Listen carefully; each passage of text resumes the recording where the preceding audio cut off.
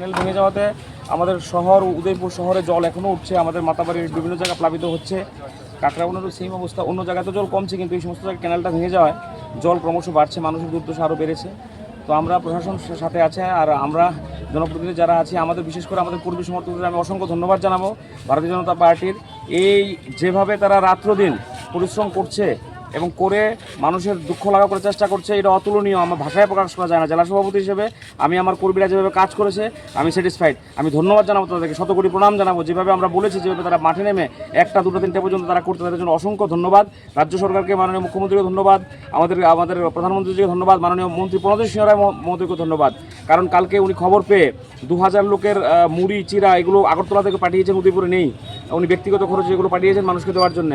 তো আমি ধন্যবাদ জানাবো সবাইকে, এবং আপনারা অনেক পরিশ্রম করছেন, মিডিয়ার বিভিন্ন সময় খবর দিচ্ছেন কোথায় কী হবে।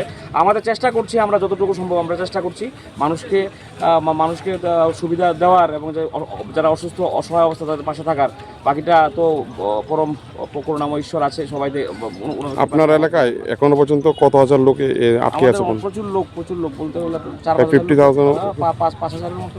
আচ্ছা, ত্রাণ সামগ্রী এখন মানে কতটুকু যাচ্ছে? তো সরকার থেকে দিচ্ছে, আমি এমএলএ হিসেবেও দিচ্ছি, উপজাতি এলাকাগুলিতে সব জায়গায় নিয়ে যাচ্ছে। এখন আমার আছে এখানে গাংফিরে যাচ্ছে, এখন প্রায় 120 পরিবার, তাদের চাল ডাল পেঁয়াজ সমস্ত কিছু, যা যা প্রয়োজন, ভালো তেল থেকে শুরু করে সব কিছু দিচ্ছি। এবং আগামী দিনেও, কারণ এই প্রক্রিয়াটা চলে গেলে কিন্তু আরও বড় বিপদ আসবে। তাহলে কি মাতারবাড়ির রোড কি ক্লোজ আছে এখন আপনাদের? এখন তো ক্লোজ আছে, কারণ গাড়ি যাওয়া যাচ্ছে না, তো নৌকা দিয়ে এখান থেকে পারাপার হচ্ছে।